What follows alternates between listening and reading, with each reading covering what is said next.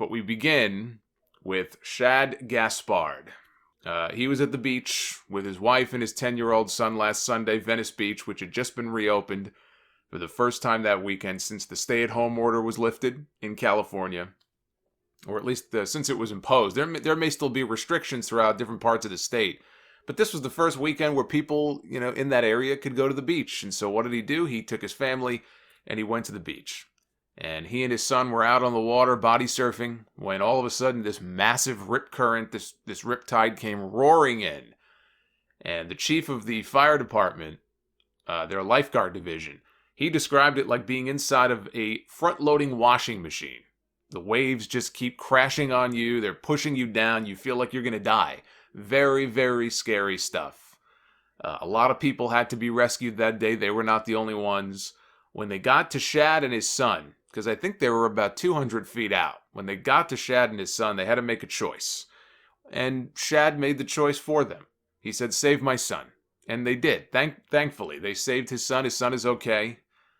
Physically, mentally, he may not. I mean, if we're being honest, I don't know how you recover from something like that. That's going to take time, because that's a tough situation to be in. That kid is going to have a difficult road, I think, for a while, trying to get over the circumstances around what happened to his father. But at least, physically, thankfully, he's okay. When the lifeguard turned back to go help Shad, he saw this giant wave crash down on him, and he disappeared. He went under. The wave pushed him under, and he was not seen again until early Wednesday morning. There were some people, I guess, on the beach who were jogging, and they were running early in the morning, and they came across the body, and they called, police. And, look, when a situation like this happens, you hold out hope. Maybe he doggy paddled to the shore. Maybe a boat came by and saved him. But after all that time goes by, hours and hours and hours, a day and a half goes by, you just know that this story is not going to have a happy ending. Shad's wife, Ciliana, she released a statement after his body was found, which was, heartbreaking to read. Obviously talking about the outpouring of love and support for her husband from friends and colleagues, and how much that's meant to them. And the reality is this, his last act on this earth was a selfless one. He gave his own life to save his own son. There's nothing more heroic than that. And this was not the first time that he risked his life to save other people. 4 years ago, he was at a gas station in Florida. A man walked right over to him, said, "Hey, buy me a beer." And when Shad wouldn't do it, the man pulled out a gun. Turned out to be a BB gun. Now, he didn't know that at the time. He thought maybe it was a handgun. He had no idea. So he decided he had to wrestle it away from him. He had a decision to make. He wrestled it away from him. He held him down, slammed him to the ground outside the gas station, held him down until the cops came. And at the time, he did an interview with TMZ and said he wasn't thinking about himself. His only concern at that point was just making sure that nobody else got hurt. That was his primary concern. That's a hero. That's a hero. I'm thinking about his tag team partner, JTG. Shad was like a big brother to him since they first got put together as a team in OVW way back in 2004. So these two guys have known each other, almost 20 years. I've had JTG on this podcast twice before. I always love the stories, the funny stories that he would share about his experiences behind the scenes with Shad and WWE, which was not always positive for them. In fact, he did a whole second book about how to get heat if you work for WWE, kind of tongue-in-cheek, but just sharing a lot of those stories. And Shad was just a very outgoing guy, always had these grandiose ideas, and sometimes shot his mouth off when he shouldn't have, or did something that got them in trouble. And so I always enjoyed, hearing him tell those stories. But just so many, people posted tributes and stories about their experience meeting him or working with him. And I haven't seen one person say anything bad about those experiences. I'm sure he had people just like everybody does that he didn't get along with, but it's just been one positive story about their experience with him after another. And he has posted over the years, and over these past several months, a ton of stuff about his son, how proud he was, pictures with his son, video clips with his son, and how just happy he was becoming a dad. It came across on his Instagram. It came across on social media. And he once said on Instagram about his son, I can't promise to be here for the rest of your life, but I can promise to love you for the rest of mine. And the man kept that promise. I said this on Wednesday. The man kept that promise. He made the ultimate sacrifice. And he died a hero. I picked up the tribute shirt to Shad from the Collar and Elbow store online. Pro Wrestling Tees has since put out a shirt of their own. All proceeds go to the family. And there's a GoFundMe page that is still up for anybody who wishes to donate to support the family. But what's cool is that they had to set a $100,000 goal. They had set a $100,000 goal, and I believe in about 24 hours, they blew past that goal.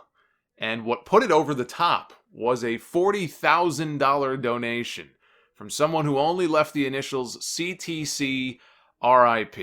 And as many people have pointed out, CTC, those are the initials that were used for Cryme, Tyme, C Nation, because there was a brief period in WWE on the Raw brand where John Cena and Cryme Tyme became something of a faction. They wrestled, I think, a match or two together as tag team partners. Cena, I think, had joked after a live event once that that's the name of their new faction. Of course, it wasn't a real, like a proper faction, but that was the name that he had given, or that they had given to it at the time, the CTC. Cryme, Tyme, C Nation. Did it actually come from John Cena? I mean, it probably did, but did it come from John Cena? Do we know that? Who knows? Who knows? They're a good human, whoever it came from. It's kind of irrelevant who it came from. Whoever they are, they did a good deed. And it just goes to show you, again, how well-liked this man was by his peers. It says a lot about a person's character, I think, when in death, they're shown that level of support. It's one thing to say, my condolences, I'm thinking about you, he was a nice guy. But when people actually step up and they support in the way that they have been supporting, and not just this person who dropped that huge donation. A lot of people made very big contributions and posted these very nice tributes. I think it's a pretty telling sign when in death you see someone getting that level of support. So rest in peace, Shad Gaspard. Now, if that wasn't bad enough, Friday night, we learned that one of the fastest rising female stars in Japanese wrestling from the Stardom promotion, someone who the promotion was apparently, planning in the years to come to build around, Hana Kimura, second generation star, the daughter of Japanese wrestler Kyoko Kimura, passed away at just 22 years of age. 22, I mean, it's hard to wrap your head around that, 22 years old. If you remember back in January at the Tokyo Dome for the Wrestle Kingdom show, going into the show, I had talked about how this was a big deal because they were going to feature a Stardom match. They were going to feature a women's tag team match on the undercard. I don't believe it aired on TV. I think it was a dark match. Although it may have aired on Stardom World. It may have aired on their own streaming service, but it was not part of the main card. But this was a big deal. This was a big deal because it was the first women's match in the Tokyo Dome in almost 20 years.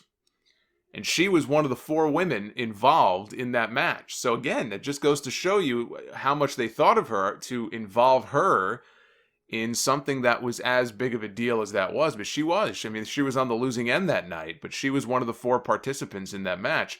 And that's important because it kind of ties into exactly what happened here. Now, the way this all began the other day is she had posted some very troubling things online. She had posted something that almost read like a suicide note, or some people interpret it as a possible suicide note. She was tweeting very disturbing, and thankfully I didn't see them. They were already taken down by the time I found out about it, but she had posted some very disturbing self-mutilation photos of her arms before they were deleted.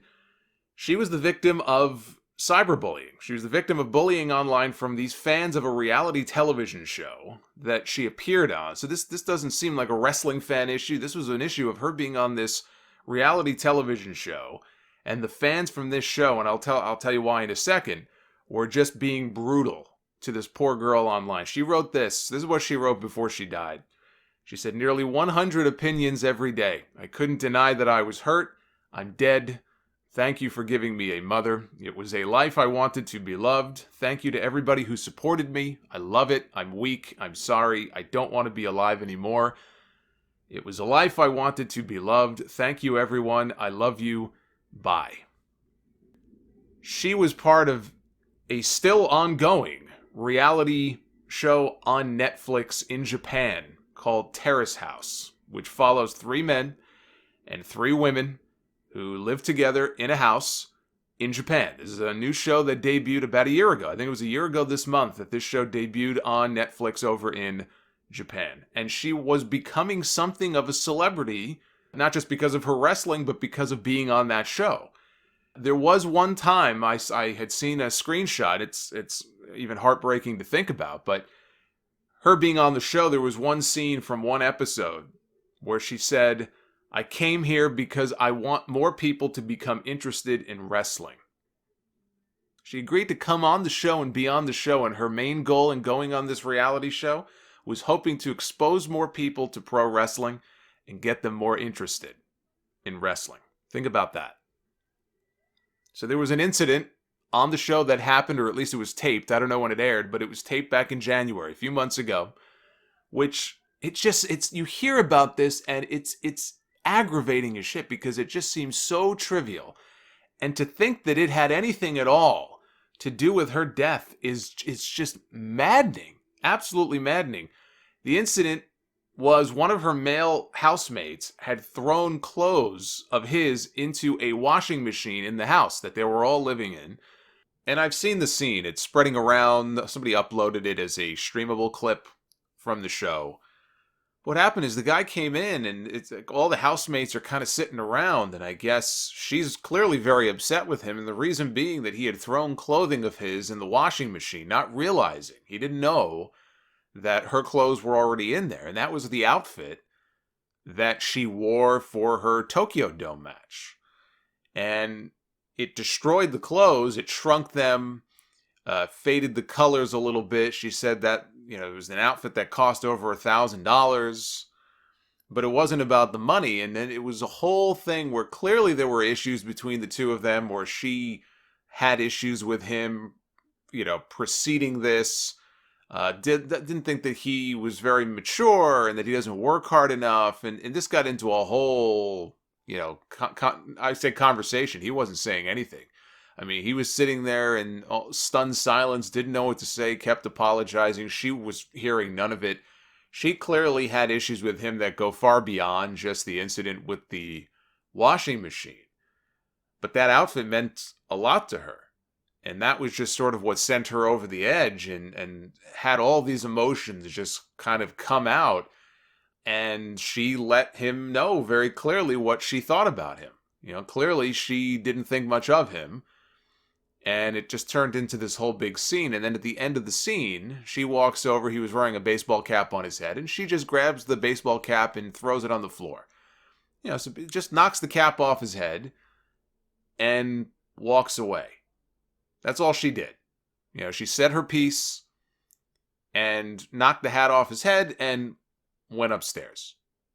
And ever since then, she had been besieged by negative comments and insults on social media. Hundreds of comments just calling her all sorts of awful names and calling her all sorts of awful things, which just sent her, I guess, into this downward spiral. It just sent her into a depression. And after she had posted those very disturbing photos, obviously she got a lot of very positive messages from friends and from other wrestlers saying, you're great, you've got friends, you've got people to talk to, don't sweat it, don't let it bother you. All of these, just trying to kind of inundate her with positive messages and just positive reinforcement, because you don't know, sometimes people, they're just in a bad headspace. And sometimes all they need is just a little bit of encouragement. A few positive words sometimes can go a long way. And so a lot of people reached out. They weren't hearing back from her. There was no response. People were getting this is all throughout the day on Friday. And people were getting very concerned. And obviously they didn't know, but it was too late. And it is just positively infuriating that a 22-year-old with so much promise, her whole life, wrestling or not, 22 years old, you got your whole life ahead of you. And it's infuriating that she just fell into such a dark place because of a bunch of cowards with keyboard courage. And I just think, 22 years old, just snuffed out just like that. What a waste. What a waste.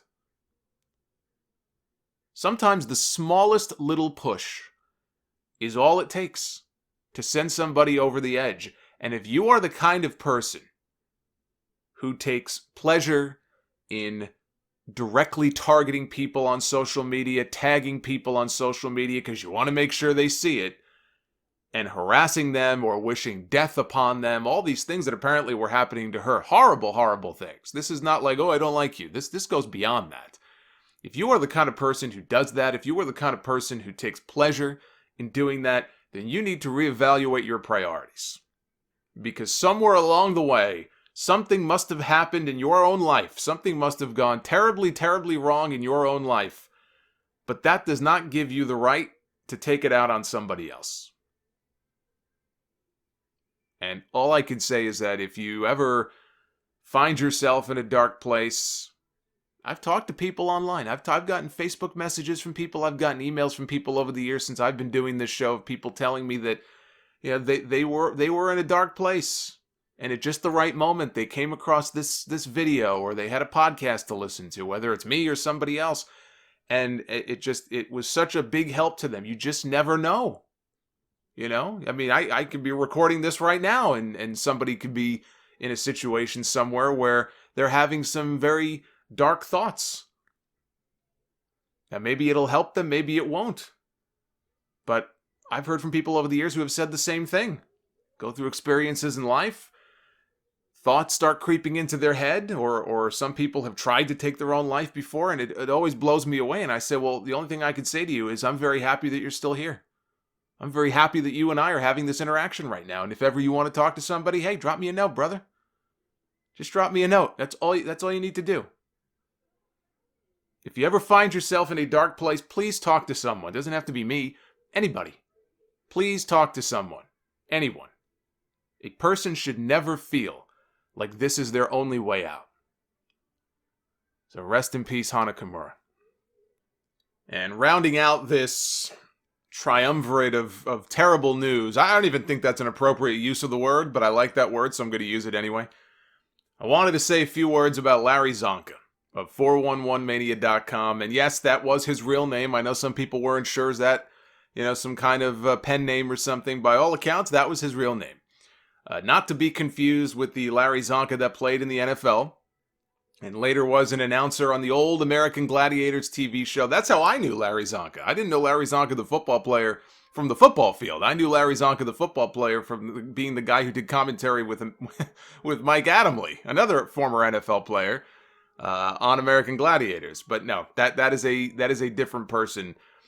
Larry was a well-known name in the wrestling review community. I mean, you can just go to so many websites to read reviews of all kinds of wrestling shows. You guys know that. There's tons of podcasts. There's tons of review websites that post articles when the shows are over on TV. But there was probably no name more well-known than Larry Csonka, because he reviewed so many damn shows. Everything. WWE, AEW, TNA, ROH, Japan, all kinds of stuff. NWA, and quickly, too. So the show would end, and not even an hour. I mean, not even an hour later, not even half an hour later, there'd be this review up. So if you ever missed a show, you just wanted to just check out the quick results, if you didn't have anywhere else to go, you could always go to Larry's reviews on 411 Mania. I don't know how he had time for all of it. The man had a family. I mean, obviously this is what he did, but he was like a machine. And when I had the chance to check out his reviews and read his reviews, I really enjoyed his work. Now, Larry also oversaw the wrestling and MMA sections of the website. He didn't own 411 Mania, but he was a huge presence. And I believe he oversaw the wrestling and the MMA sections. My brother, worked under Larry. He's been an MMA contributor on that website, and so he would have had more interactions with him than I did. But he was one of the main guys, there on that site. Now, he did have health issues, but his death was unexpected, according to the family. I know he had an accident early last year, I remember I was following along on his Twitter when he was talking about it and posting pictures where he injured his leg. It was some kind of accident. I don't know if it was a car accident or what it was. I think there was a note in the Observer that mentioned it was a motorcycle accident. I don't know that for fact. There was some kind of accident. And he injured his leg. The leg got infected. He became septic. And he had to have part of his leg amputated. And I remember him tweeting about being fitted for a prosthetic leg, and he was kind of cracking jokes and kind of making fun. I'm like, got my robo leg now and all that. So, at least he had a good attitude about it in a situation like that. I mean, that's a devastating thing to happen to somebody, and he seemed to kind of take it in stride and poke fun at it and go through the rehab and go through the therapy, and I'm sure that was a difficult thing for him to do. But he also had some heart issues. He was also a diabetic. I believe he had several toes amputated, so he had other health issues unrelated even to the accident. So many tweets. It shocked me, actually, how many wrestlers knew of him and tweeted very positive things, which was very cool to see. Kevin Owens especially had some very nice things to say about Larry on his social media. I know he and his family donated $1,000 to his family's GoFundMe. A GoFundMe page has been set up to assist the family. Larry had a wife, he had 2 daughters, and a mound of medical bills, as you would imagine. So for anybody who may want to contribute, you can just search for Larry Mania, Living On in His Girls. If you type that into Google, it probably will be the first result that comes up to the campaign page. You can read about his story there. You can see some photos. And if you wish to contribute, that would be the place to go. So rest in peace, Larry. Your work will be missed. And this whole year can go straight to hell.